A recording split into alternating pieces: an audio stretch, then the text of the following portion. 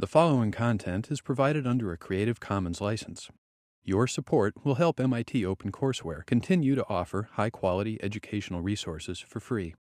To make a donation or view additional materials from hundreds of MIT courses, visit MIT OpenCourseware at ocw.mit.edu. Okay, welcome back. So last time I tried to ease us into a switch in thinking from, instead of trying to explicitly solve the Hamilton-Jacobi equation, I wanted to try thinking about a different class of algorithms which we called policy search, where you explicitly parameterize your control system with some parameters and then just search in the space of parameters for a good solution. Okay? So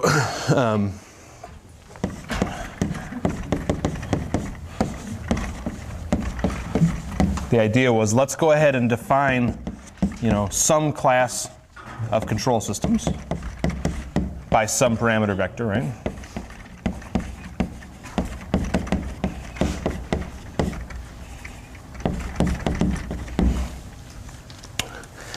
And then our optimal control problem, which we called, sort of minimizing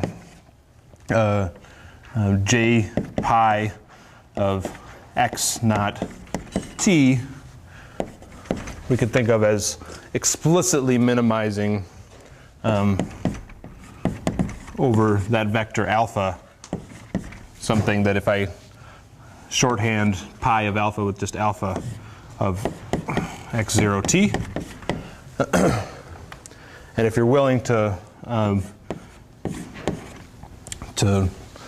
restrict your thinking to a single initial condition, then you can really just think of it as, I've got some old function j of alpha, and I want to minimize it with respect to alpha. Okay? That puts you squarely in the land of, you can call fmin in MATLAB, you can do sort of any old optimization on it. Okay? So today I said the lecture is called Trajectory Optimization. I tried to point out that thinking about this policy search, that could be a general thing. That could encompass, feedback policies. For instance, this could be parameterized by, if k is filled out with alphas, that's okay. And I also said it could be open loop trajectories, right? In general, I could just ignore x, and it could just be, let me see how I wrote it last time. It could just be, let's say, that u at time t is just alpha of n, where n equals some floor of d over dt. Not sure that's the best way to write it, but that's I think a clean way to write it. Okay.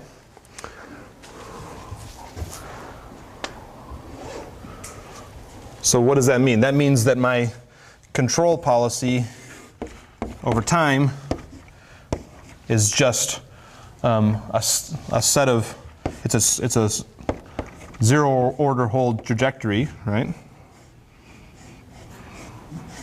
Where each of these are dt long. And this one is alpha 1, this one's alpha 2, and so on, right? So if I'm willing to make some sort of simple tape of trajectories, right, that are parameterized by these alphas, and naturally you can do a cleaner job of doing this with splines or whatever, but let's think about the simple representation. Then solving this min alpha j alpha is equivalent to trying to find the open loop trajectory that I'd like to follow, which minimizes j, right? For instance, for a particular initial condition. Okay, so that class is this sort of the open loop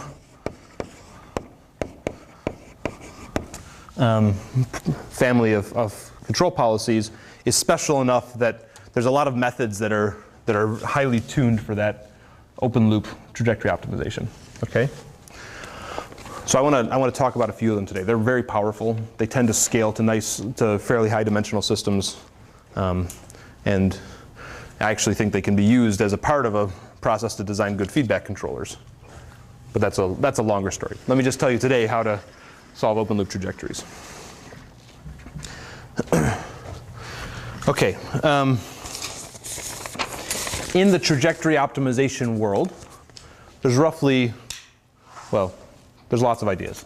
And so many ideas actually that it's going to slip into Tuesday, I decided. All right. But let me tell you about the first two of them today. I want to talk about first shooting methods.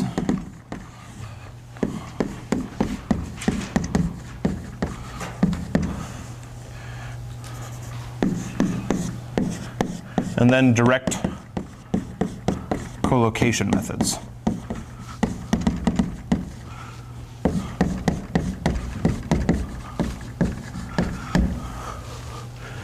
And I've got lots of half-baked examples that were coded in the middle of the night, so to hopefully bring the message through.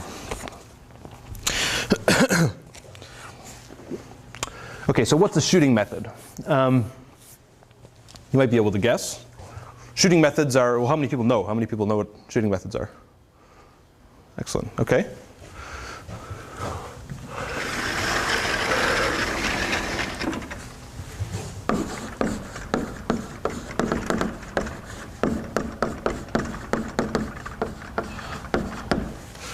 How would you characterize a shooting method? What would you?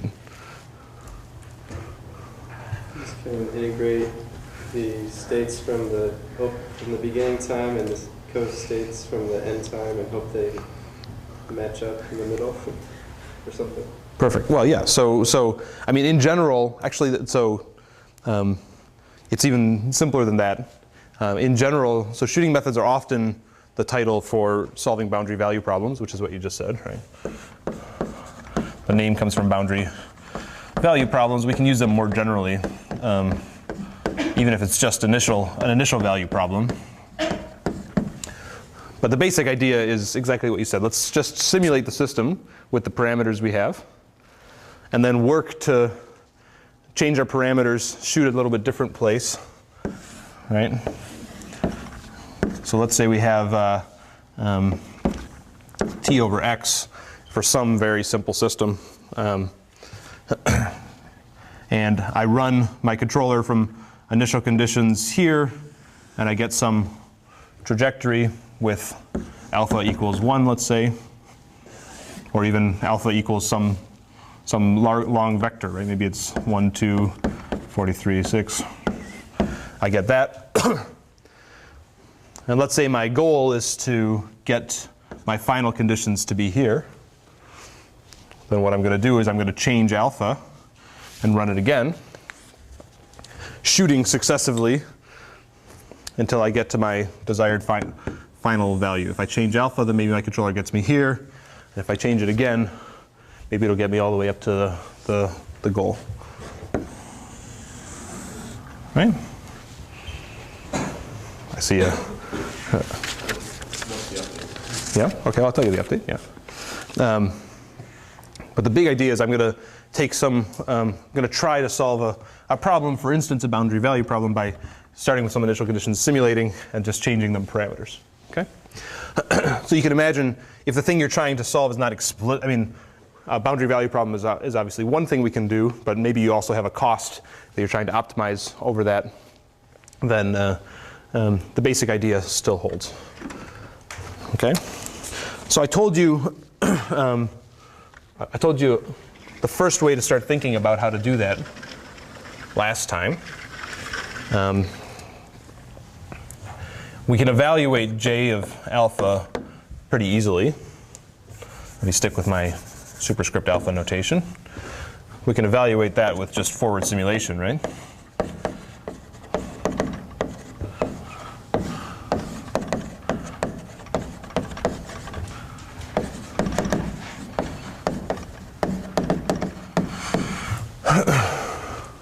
And if you want to know how to change alpha, then it helps to know the gradients, partial j, partial alpha, evaluated at the current alpha. Yeah.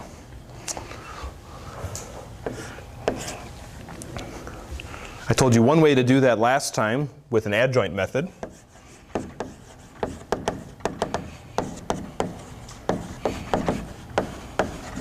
Which I still can't resist calling back prop through time, because I learned it first as a neural networks guy.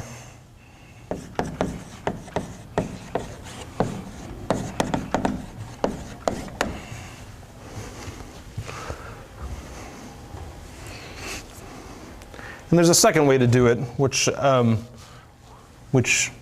in some cases is not less efficient, but is certainly easier to derive and easier to code. So I want to do that to make sure we have the intuition about it too. It's also useful. Again, this is the neural network name for it. There's probably a good name from more standard optimization theory, but in neural networks people call it real-time recurrent learning.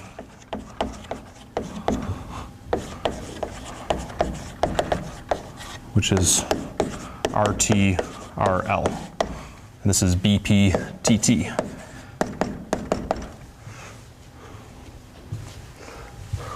Okay, so how do we compute J of alpha? Right.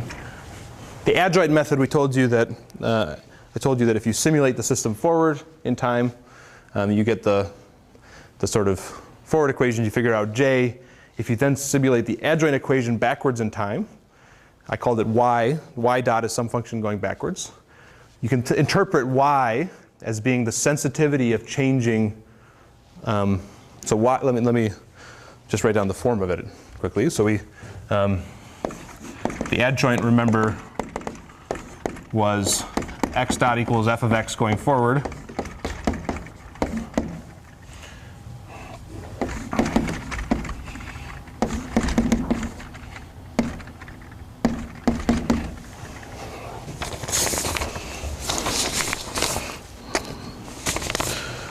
Make sure I write down the right equation for you going backwards.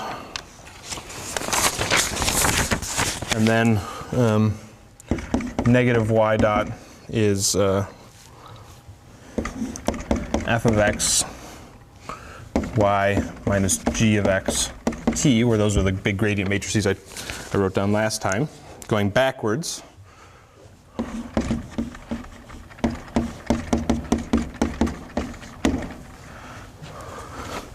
And then the update gives you that partial j partial alpha is just a simple integral now.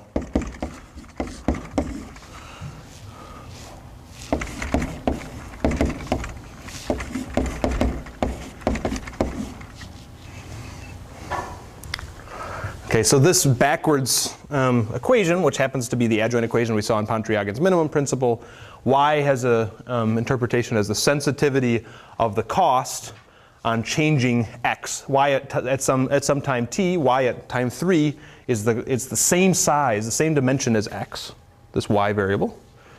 Okay, it's a column vector just like x. It has the interpretation, it's the sensitivity of j on changing x at that time. Okay, so you compute forward, then you compute back the gradient of j with respect to x of t. And then knowing that, you can simply compute the full gradient with respect to the alpha. Okay, and that took a little bit of derivation through the Lagrange multipliers. RTL-RL is actually even simpler. Is that okay if that wall disappears for a minute? We wrote that last time, right? It's gonna go to my third wall here.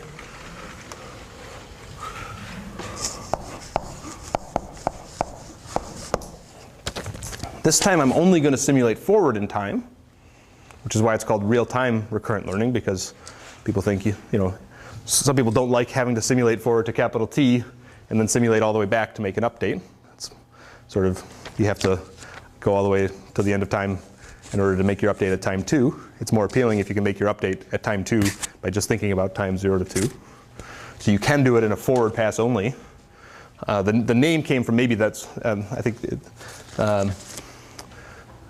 at one point in time, someone maybe thought maybe this is what the brain's doing, because people thought the brain can't be doing these backward passes, right, efficiently. So maybe real-time recurrent learning is what the brain's doing, but I don't think people really think that anymore. There was one paper that thought that, which is a nice paper, but. So let me just show you RTRL, because it turns out to be maybe even the more simple thing. Okay, so I have J of alpha starting from x0. 0 is the integral from t. Oops, let me do that again. Let me come up with a new working variable.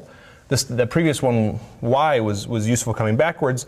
If we're going to go forward, let me define a matrix P, where the ijth element is partial xi, partial alpha I.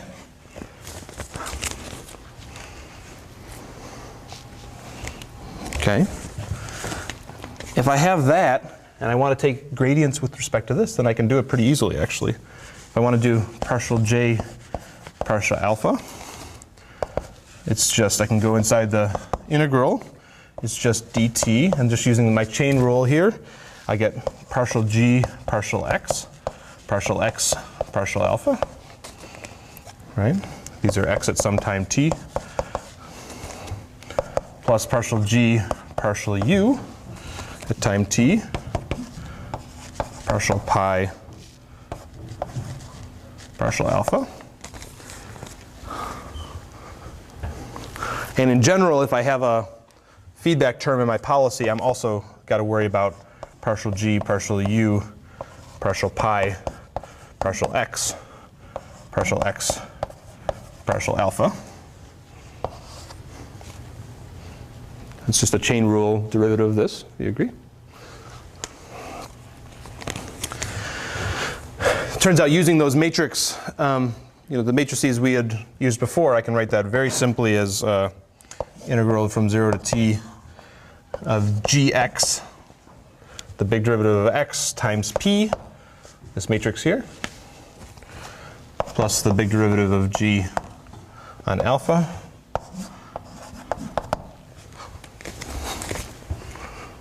right? If we know partial x of t, partial alpha, then it's easy, okay? So how do we get partial x t partial alpha? Well, that's easy too.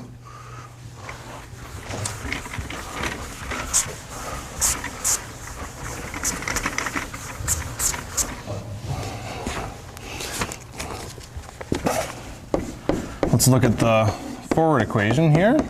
Xu, which is in this case pi alpha x of t, right? So let's look at how this changes with alpha, right? Let's take the derivative with respect to alpha. I'll write it even more cleanly.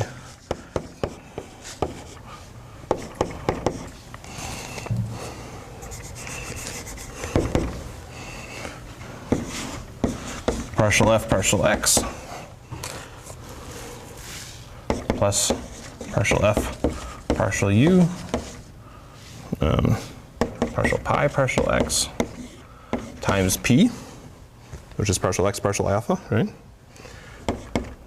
Let me write this.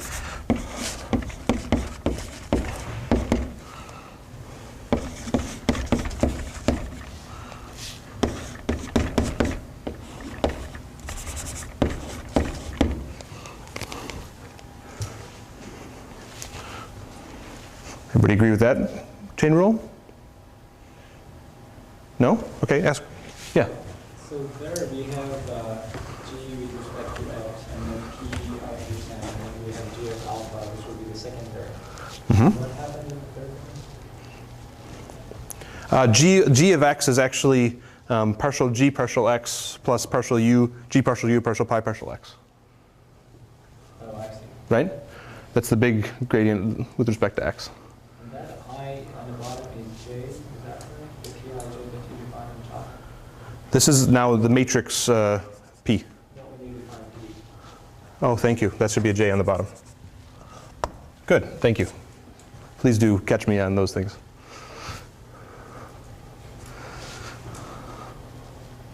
Yeah, thank you. Okay, so then are we happy with this? Yeah?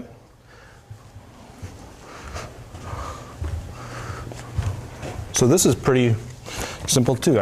Now I get an equation forward in the gradients p dot, right, is my big F of x, which again is the direct and the indirect gradient with respect to x, times p plus the gradient of f with respect to alpha. Yeah?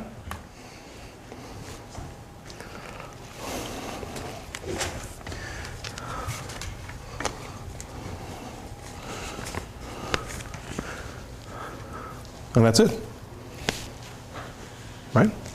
I'm almost waiting for more to do, right? But so if you're willing to go, if you want to go forward in time, then if you're willing to keep around this extra term, partial p, partial x, partial alpha, then as you move forward in time, you can build up your gradient of partial j, partial alpha, right?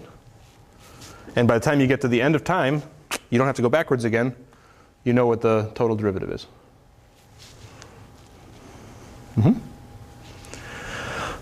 So why would you use this versus the other method? Is everybody okay with that? It's sort of, I don't see big smiles, but this is satisfying and simple, right? Smile. The cost of this is carrying around this matrix, right? So potentially that could be big if you have a lot of parameters. Let's say I have 100 parameters in my control system or 10,000 parameters in my control system, then you're actually integrating forward a matrix equation that could be pretty big, right? It's something that's x, the dimension of x by the number of parameters. So that's really the only problem with it, okay? The backprop through time is only carrying around this y, which is the size of x. But to do this sort of nice forward-backward update, you'd better be able to remember the trajectory that x has taken over time. So for very long trajectories, it might not be much more efficient to do this. It's just a trade-off. Some problems are actually quite nicely done in an RTRL. Some are nicely done with backprop through time. The backprop through time is, the reason it's so beautiful and clean is that, so remembering, so your goal here is to compute a vector, right? Partial j, which j is a scalar with respect to a vector of parameters, right? Here you have to carry around a matrix to do that, partial x forward, right? The backprop through time takes advantage of the fact that at the end of time, everything collapses to a scalar again. And that's why it only has to sort of carry backwards. If you're willing to go all the way to the end of time, you can remember only the effect of that scalar value, j, with respect to the x's. So that's why you're allowed to carry around less of this, okay? But it involves going forward and backwards, okay?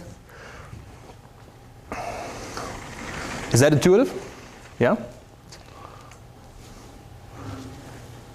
What can I say more?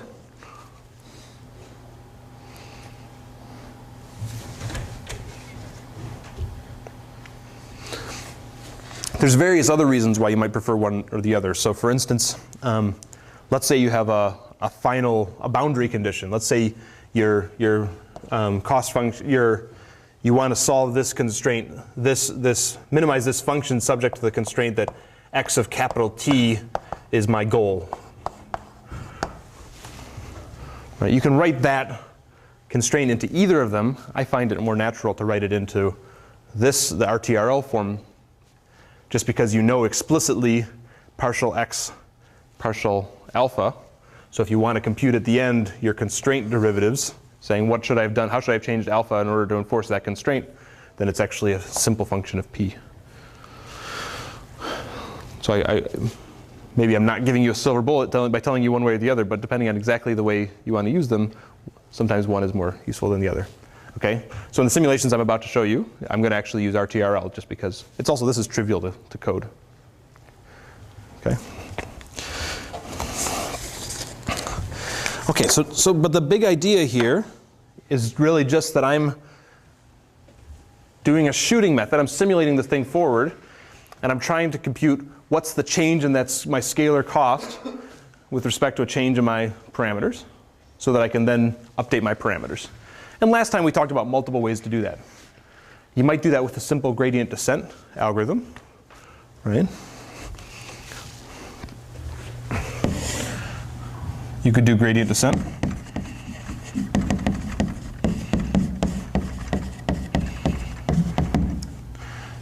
You could say that alpha at the n+1 step is just alpha n minus some learning rate, eta, times partial j partial alpha.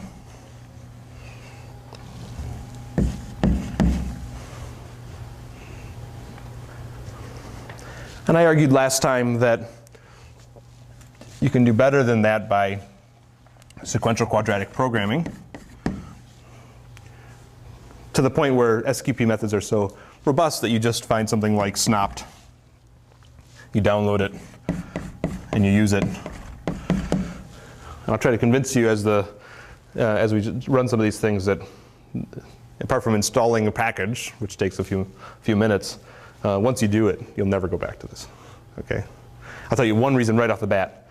Choosing the learning rate is a pain in the butt. Yeah? You never have to do it again. Sold? Okay. Let's see some examples. Let me do the pendulum with SNOPT. Okay, so using SNOPT is just all you do is you tell it, you give it a function which can compute j and j, the derivatives of j. So SNOPT stood for sparse nonlinear optimization. And in a lot of problems, many elements of this vector, partial j, partial alpha, are 0. Okay, we're going to see that in our direct collocation methods. There's a lot of those gradients are 0. It happens in the one I just told you. This is typically all of those elements of that vector are non-zero, which means I'm not actually getting an advantage by using the sparse. NP-sol is the non-sparse version, but I don't think it's much worse, if any worse. Okay, just for those of you that are trying to figure out which package you want to convince your PI to buy, I think SNOPT is normally pretty good.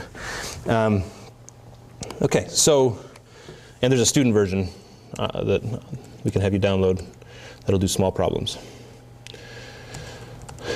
Okay, so let's do the pendulum. My cost function here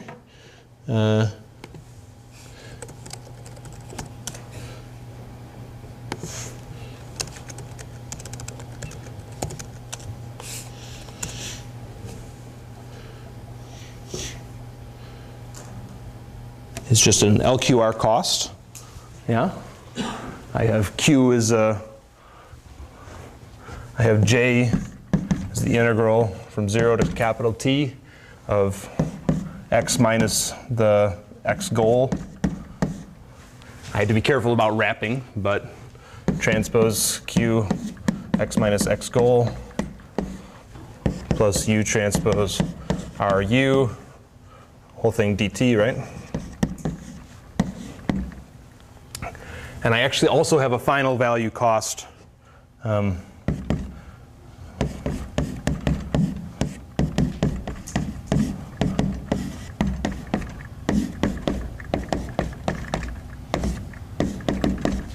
where Q is 10,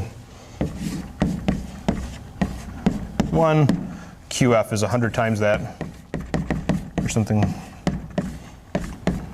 Q and R is 100.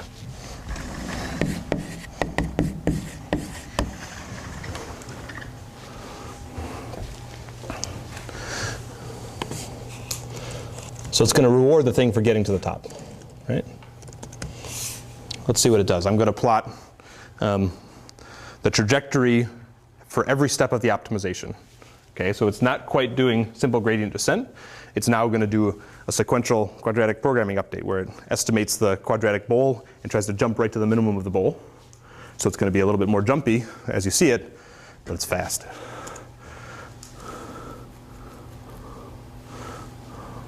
It's finding the last optimization and then boop, right to the top. Yeah? I have a question. So how Sure. is this trajectory parameterized? Is it just open loop?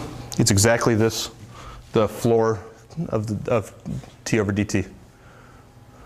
My sloppy notation was because it's MATLAB notation, right? So what is the space of policies that you use for that? That's the open loop policy, which had u at time t was just, I do a floor and I go to the nth index in alpha.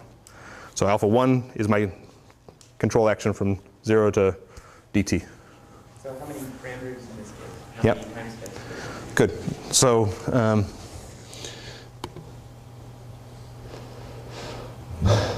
I did 2 seconds covered by 40 bins. I bet if I do 20 bins, it's okay. Might be a little less faithful to a little less smooth, but it works out. Okay? Yeah, it's fast. I mean, so please realize that like 60% of that time was just drawing those plots to the screen, easily, right? Okay, and it's just, especially when it's reshaping the screen and stuff like that. That's wasted time. Okay, so hey, we could do the same thing on the cart pole, right?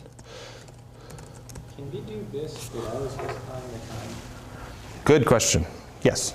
So yes, it's quite simple. In direct collocation, it's really simple. So why don't I actually my code does it for direct collocation and doesn't do it for the gradient, but it's actually quite fine. You just have to have t as one of your parameters tucked into alpha and be able to compute partial j partial t, which is not very hard actually. If you just have to figure out how this function changes when you take a derivative with respect to t, and it's like an x dot times the quantity j at t. It's not too bad. Yeah? If you can take that gradient, you can optimize with respect to it. Okay, so what about for the cart pole? Yeah? Oh, I forgot I took off the zooming, so I gave it a fixed axis.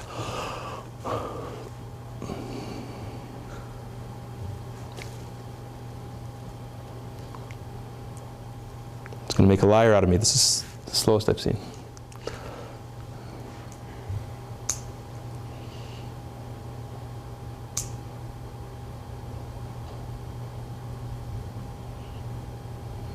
There it is, right? Can I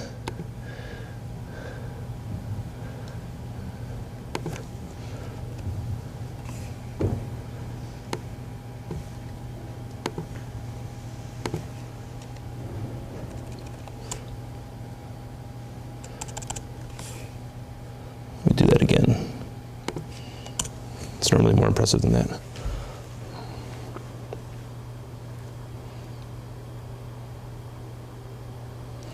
It's starting from random initial tapes, by the way, and every time I've run it, it comes up with the same, for the cart pole, it comes up with the same solution.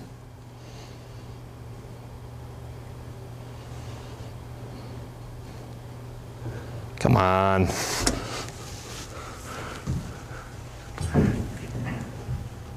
There we go. Right? Not quite as impressive as it was in the lab, but that's still pretty good. Yeah? And if I turn off drawing, I bet it's a lot faster.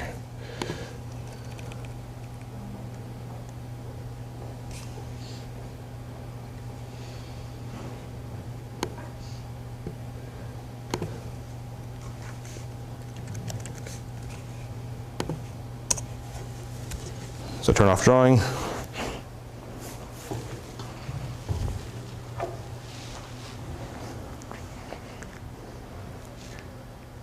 There we go. I think my computer's slower on battery power too. That's probably, I'm disappointed.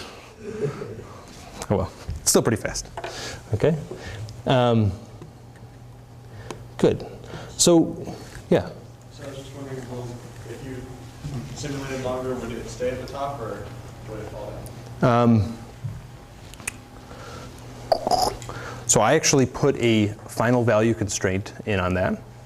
So it actually gets to 0, 0. So because I'm simulating, it probably would stay up, right? But I think a natural thing to do would be to throw an LQR controller in on the top, for instance, right? And in fact, we're going to talk on Tuesday about how to LQR stabilize that whole trajectory. Because for the most part, I think open loop is just the first piece of the, it's just one of the tools, okay?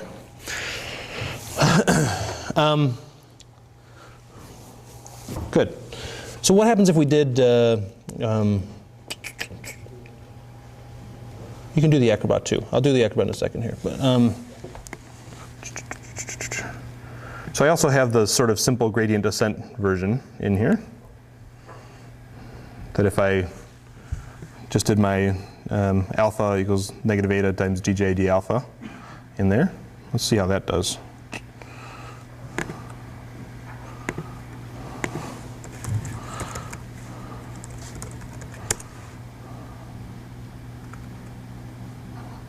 Was that faster?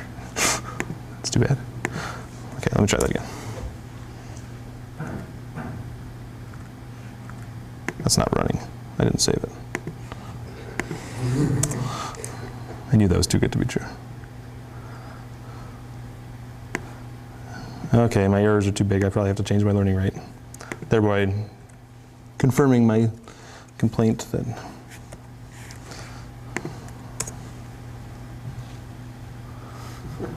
okay.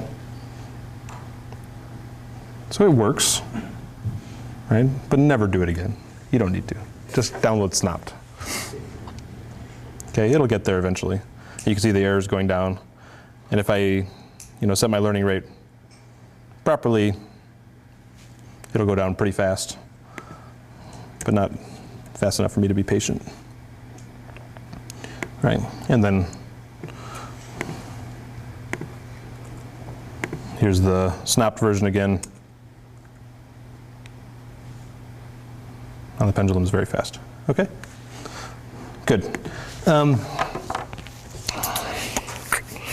Let me do direct collocation before we get too mystified by the simulations. There's another idea. So shooting methods are certainly subject to local minima, and I've got an example that I'll show you in a few minutes that I hope will make that clear that why they can be subject to local minima. Something that people do, they do sometimes multiple shooting methods. Sometimes it's sort of, there's even numerical sensitivity sometimes sort of integrating this thing for such a long time. So a lot of times people will define some breakpoint in the middle of some artificial breakpoint in the middle of their trajectory and say I'm going to optimize first, try to get me to this point, and then I'll say if I had simulated from some other point to here, and then use as a constraint in their optimization to try to make that residual go to 0. If that makes sense. I'm not going to talk about multiple shooting, but just know that there's a version that people use often, which are the multiple shooting methods.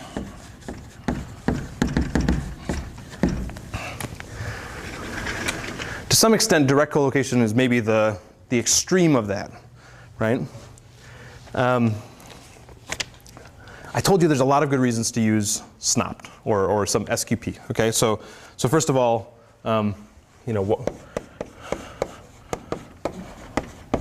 why use Snopt? No learning rate tweaking. That's a big one for me. It's often faster convergence.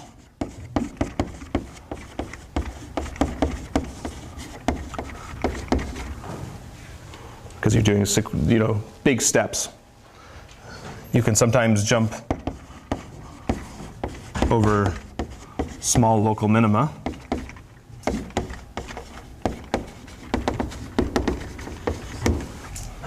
Okay, but there's a big one in there that's not on the list yet. What's the big one? I'm going to say. What's perhaps the best reason, I think, to use snopped? For constraints? Good. It's easy to add constraints.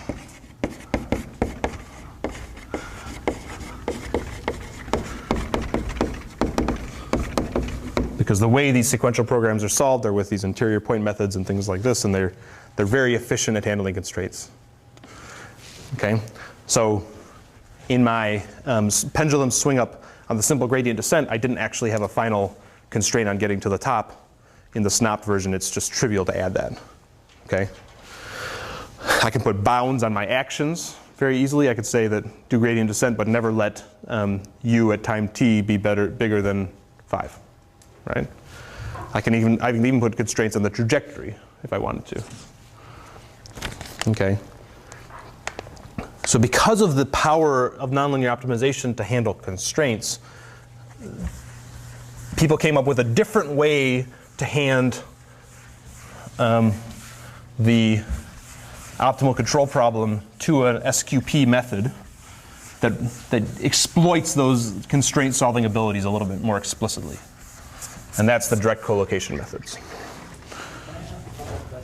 Please, yeah. When we were talking about this previous case that you showed, isn't it just providing the cost function if we provided the Q's and R would be sufficient to actually get a pendulum to the top? So if we add a hard constraint on top of it that we wanted to be on the top, isn't it sort of like a cheating with respect to other methods? Because the goal that we have essentially is maximize or minimize the cost that we have over the trajectory.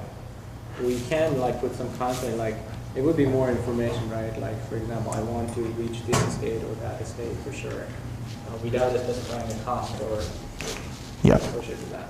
So I think that's a very RL way to think about it, right? Not cheating. I mean, cheating is good. If you can hand more information to your algorithm, do it.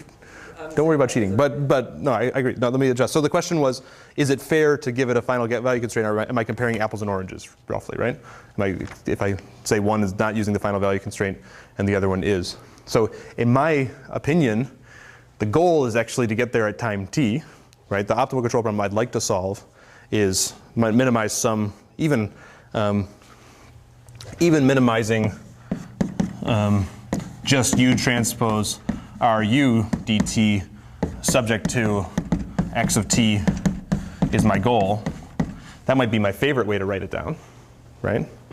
And just the question is, what methods can I use to solve that? So the opposite view of the world here maybe is that because a lot of the methods don't handle these constraints explicitly, I'm stuck writing down a cost function, which is x transpose qx plus u transpose ru, right?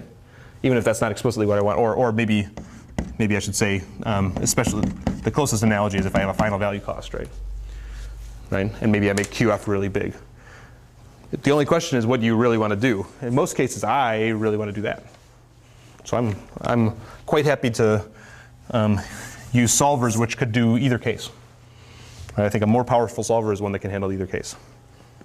The other question is, if we want to solve something which takes a lot of time, like t is relatively big. Yep. It seems that, this open loop policy thing that you're following has one parameter per time step. Yep. Could have a lot of parameters. Right. Good.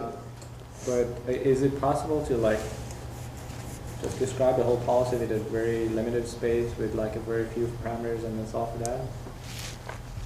So I tried to be careful to write down the equations. So the question was, can people hear the question or not? The question was roughly that, that if you're worried about a problem with a very long horizon time, it seems that I might have to have a very large list of parameters to make a tape that's that long, right? And so aren't the algorithms rather inefficient there? Couldn't I do better by writing down maybe a feedback policy, right? That's often the case, is that feedback policies can be more compact, right? So I tried to write down all these equations as if there was some dependence on x in your policy too. So the equations will be the same if you do that version. The only thing that I don't handle nicely in the things I'm throwing up on the board is that I'm always simulating from the same x0. So I'm really explicitly optimizing, even if I optimize a feedback controller, from a single initial condition, its performance from a single initial condition. So you can quite easily say, make a different cost function, which is, let's say I want j to be the sum of my performance from initial conditions, k through 100, and this would be, say, j of x k 0 or something like this, right? Maybe I could start it from 100 of my favorite initial conditions, and that would try to optimize a feedback policy perhaps better. But the only thing that's not nicely addressed, I think, is choosing your initial conditions in a nice way. DP, dynamic programming, handles that beautifully, and these things are much more local methods, so they have to be in there. But I absolutely agree. Oftentimes, the open loop tapes are not a particularly sparse way to parameterize a policy. Mm-hmm. Good. So the direct collocation methods, like I said, they more explicitly, they're even more in the sense of open loop policies versus feedback policies, actually. But they also more explicitly add these constraints, okay? So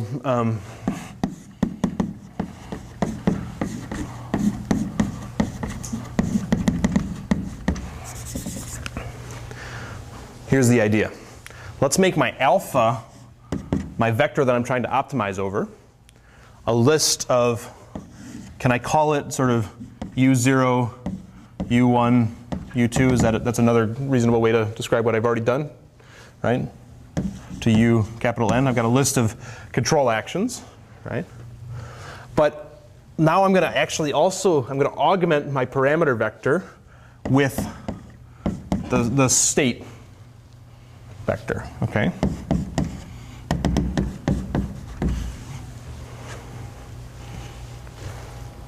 So I'm just going to make an even bigger parameter vector. Okay. One of the reasons to do that is I can now evaluate j of alpha, which is this 0 to t g of x. Maybe I approximate it with discretization, right? So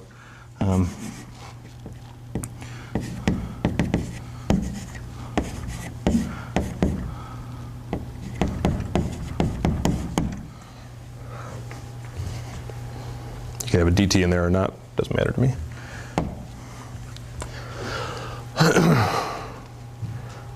If I have u and x and all these things directly in my parameter vector, I don't actually need to simulate in order to evaluate that. I can just evaluate it immediately, right? I have x and I have u. The only problem is that how do I pick alpha so that x and u are consistent? Right? It better be the case that x1 looks like, the integration of x0 with u0 applied had better get me to x1. So instead of having that sort of implicit in my equations, let's make it an explicit constraint. So let's do this subject to the constraint that x of n plus 1, actually lots of constraints, right? So it's a list of constraints. x1 had better be f of x0 u0 times dt, let's say. It better be equal to 0. Right? And so on, and x2.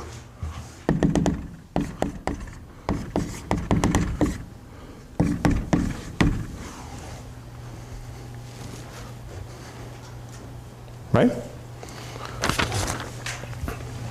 So if I'm willing to add representation here, I can actually evaluate my cost function without explicitly simulating. That's cool. I can take gradients very quickly because now it's just explicitly the gradients partial g partial x. Well, I know x, right? Would you also want x1 minus f of x0 u0 dt minus x0? Yes, thank you. Thank you. So plus, thank you.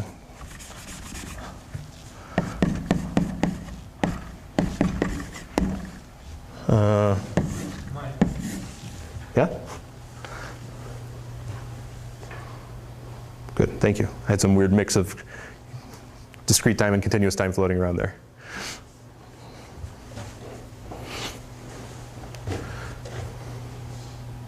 Okay, so you can, if you parameterize it like this, you can very efficiently calculate the gradients. For instance, whereas you can easily calculate the gradient with respect to time in this parameterization. And you just add a lot of constraints to your solver. And you're asking your solver to solve for a lot more points. Right? Turns out that, I mean, these solvers handle constraints very efficiently. In fact, it's oftentimes more efficient to add constraints to the system because it reduces the search space. Okay? So this is actually quite fast. The only criticism of it, and there's another nice thing about it, is that you can sort of, I'll show you what I mean by this, but you can sort of initialize this in ways that hop out of other local minima. So if let's say I just choose my initial conditions in the previous simulations, I always just chose u0 to un to be some small random number. So the pendulum in the first thing would just shake here a little bit, and then it quickly changed until it swung up to the top. I can pick x perhaps more intelligently. It won't have satisfied this constraints in the initial case, but I could choose an x, let's say, for the pendulum. Let's say my initial guess at x would be a direct trajectory that goes straight up to the top. Okay? If I start searching now for alphas that minimize this cost and satisfy those constraints, it just puts me in a different sort of area of the search space, and it might actually help me find the swing up policies. It's a very sort of heuristic thing to say, but it makes a big difference in practice, I find. Okay? So I think most people today actually use these direct collocation methods for trajectory optimization. The only, yeah, Rick. How do you deal with Okay. if you get the change of the parameter of vector will change? Yep. Oh, you're worried that this would change? The constraint matrix would change? Well, the size of the alpha, right? You get x0 to say. Okay, so Just 1 time step short. okay, so that's not. I don't do it that way. In my code, I do it. I say that this is valid from 0 to t over n. Let's say, right? And this one is used from, t over n to 2t over n, so on. So it just stretches out. So the dt is not constant, right? I use that same action for longer if my t stretches out. And that keeps the parameter vector constant. Yeah. But I think sort of if you were to purchase a dircol, this is often shorthand as dircol, direct collocation dircol. And there was a dircol package that you could get in Fortran 10 years ago or something that I think a lot of people used. And I think those do things like it stretches out time, and then if dt gets ridiculous, it adds some more points, and then a more polished software package would do these things like adding parameters and then reseeding the optimization. Mine doesn't. Okay. Should I show you how it works? Is that the best thing to do here? It's a pretty simple idea. The part that I can't really express to you efficiently here is why that this is something that the solvers can do very well. I could tell you that. It's about how SQPs do interior point methods, but I don't want to get into that. So I think if you just sort of take it on faith that they're good at handling constraints, I think it's reasonable to think that maybe sending in an over-defined trajectory and allowing it to sort out the constraints is a reasonable thing to try. And in practice, let me tell you that it's pretty fast. So can I do the pendulum dircol now? Okay. Whoop. Okay, so that one was fast before. Now you notice the time horizon here, 3.06. Yeah, so that's what I wanted to be doing. It liked 3.06 better than 2. So maybe my other ones would work better if I put 3 in there. Okay, so can we do someone called for the Acrobat before? Dir call on the Acrobat. Oh, I should turn off the plotting, sorry. Let's see what happens, but.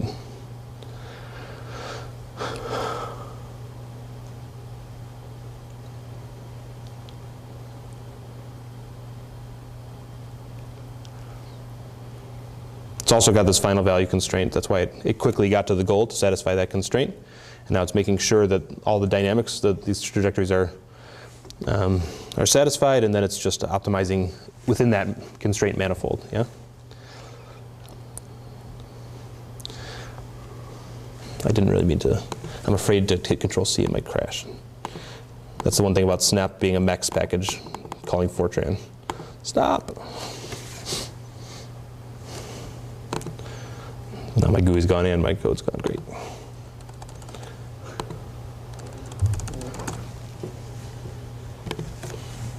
Oh, okay, good.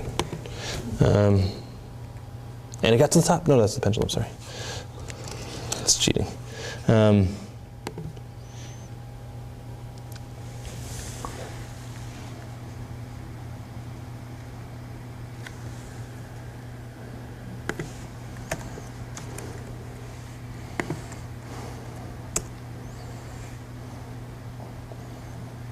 Okay, so turning off printing, just run dir call for a second here.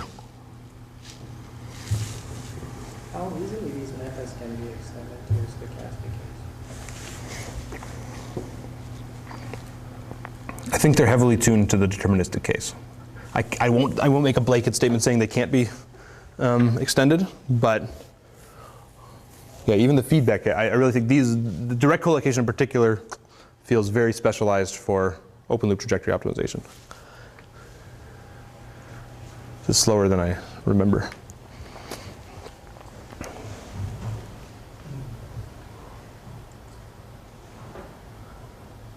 Oh, it gets there. Yeah, John. Is there a reason why you need to have U's in your parameter vector and not like feedback policy parameters? And you can evaluate the U given the X and the feedback policy parameters. Try to match the constraints.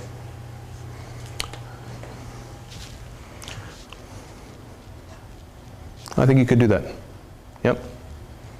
Yeah, I think the key thing is parameterizing the policy as well as X. But I think you're right. If you did some handful of W's or alphas there, sorry, then yeah, I think you could probably do that too. Yep. I mean, implementing this constraint is the only real criticism that people have of direct collocation methods. Almost everybody uses them, it seems. The only criticism that they have is that they sort of this fixed step integration in here, the constraint being satisfied. It's hard to do sort of an ODE solver in that step because you need to be able to take the gradients of your constraint. So they tend to be fixed step integration routines, roughly. And so the accuracy, if people point to a problem with direct collocation methods, they uniformly say that they're not as accurate as the shooting methods because you don't actually numerically simulate your system carefully. Right? You've picked some time discretization of the system and you get it right for that. Okay, but I don't think that's a big deal actually. And if they're fast and they get out of local minima, then worst case, solve it this way and then do a little shooting method at the end to finish the optimization if you like. Okay.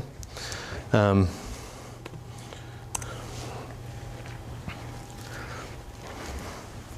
it one more time.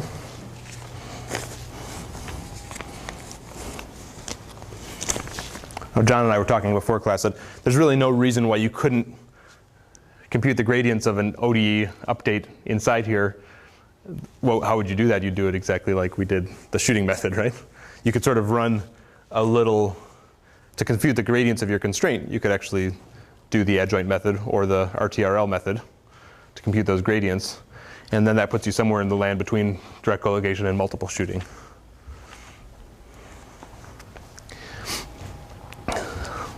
I swear that my laptop must be operating at like half a brain right now because this is much faster in lab.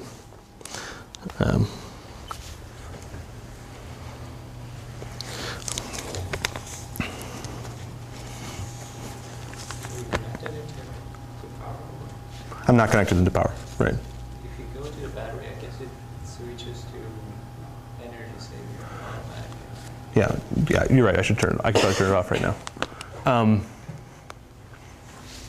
So that was a slightly different trajectory.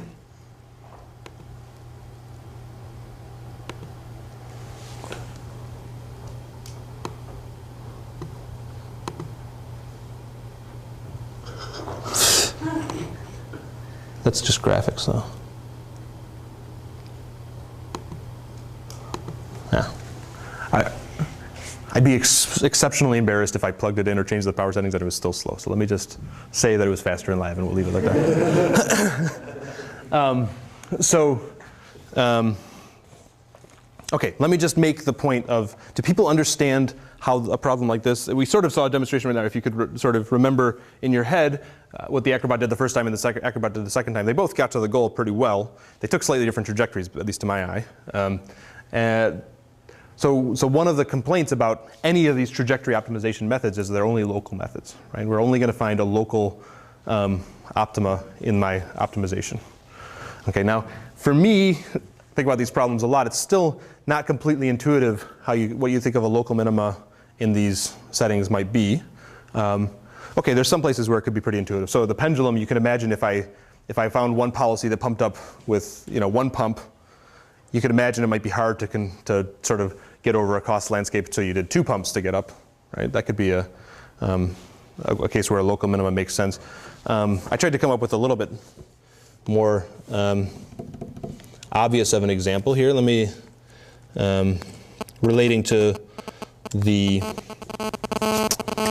original grid world stuff we did, okay? So now, this isn't so much a dynamics problem, but I thought maybe a path planning problem would make the point. So here's a random geometric landscape, yeah, with Gaussian bumps that you try to avoid, or you incur cost. I'm actually plotting the cost landscape as a function of x. So you see there's a small hill, which is trying to take me down to the goal in red. Can I turn the lights all the way down for a minute here?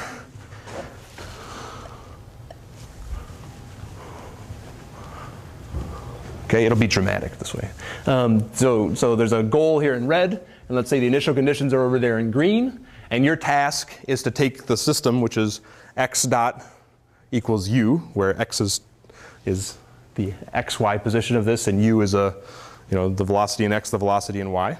Okay, so you just a trivial dynamical system, but you're trying to find a path that gets you to the goal with sort of minimal cost. Okay, so I did this example just because, well, some people care about this kind of example, but also because I think it's sort of critically obvious how you could have local minima, right? If I get a trajectory that's on one side of the mountain, and maybe the globally optimal trajectory is on the other side of the mountain, it might be hard for me to get across the mountain to that trajectory. So let's just see that happen. Let me, should I do direct collocation here? What did I implement?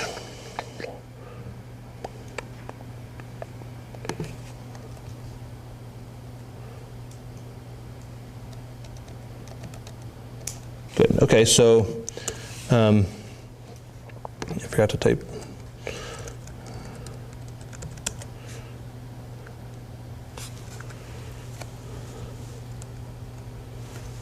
So I just did direct collocation, and really quickly it found this.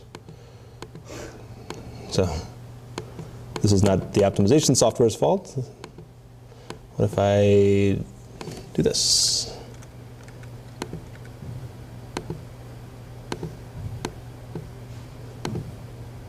Okay.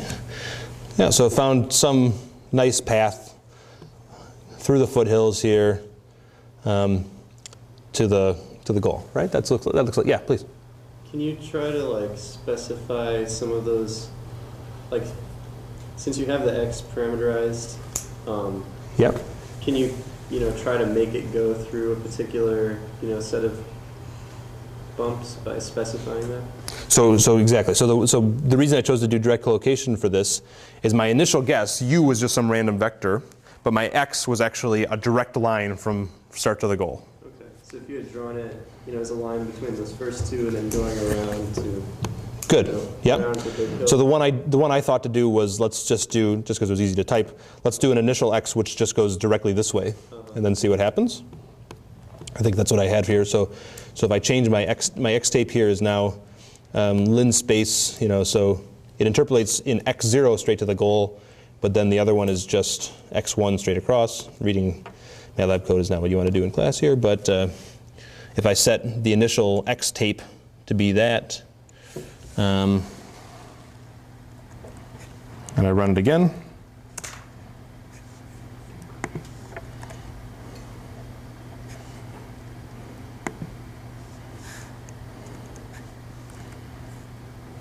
like that.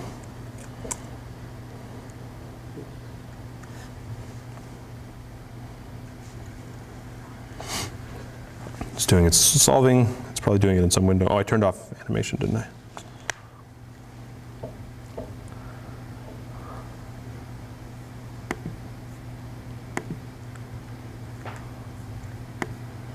Oops. That was a failure. But it found a different path. Okay, but it actually told me, warning, exited. So I have this, check page 19 of Gill 06, the paper, to figure out what the heck exit 41 means. But it basically couldn't satisfy the constraints. So that, I bet if I just run it again with the random initial conditions, it'll be okay.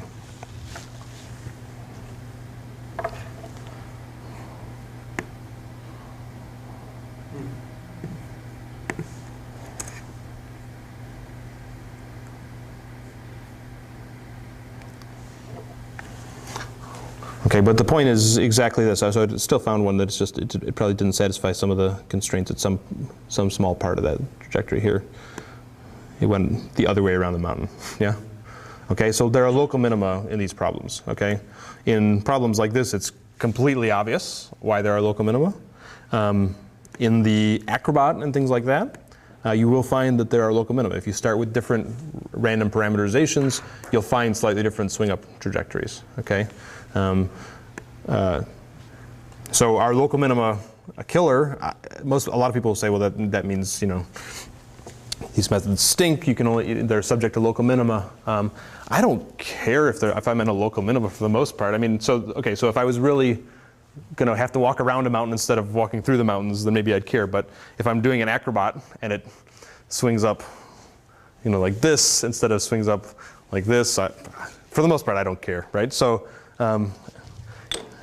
although people talk about it a lot, I find in most of the problems I care about, local minima aren't that big of a deal. Yeah, they exist. Sometimes they can upset your numerics, but as long as you get to the goal, I'm happy. Okay. Now, there are a couple other ideas in these trajectory optimization. And on Tuesday, I guess I'm going to wait till Tuesday now. First of all, I'm going to tell you how to stabilize these trajectories, because it's useless as it is right now. If I just even simulated it with a different DT, it would probably fall, right? Or not get to the mountain. But it turns out even with a pretty coarse time step, if you stabilize the thing with feedback, then it works great. Okay? So I'll show you how to do the trajectory stabilization with an LQR method on Tuesday. And that's actually going to lead to another class of the trajectory optimizers, which would be an iterative LQR method. Okay? And then depending on how much I sleep this weekend, I was thinking about doing the discrete mechanics version of the trajectory optimizers on Tuesday too. We'll see. So we'll push the walking back until Thursday just to complete the story about these trajectory solvers.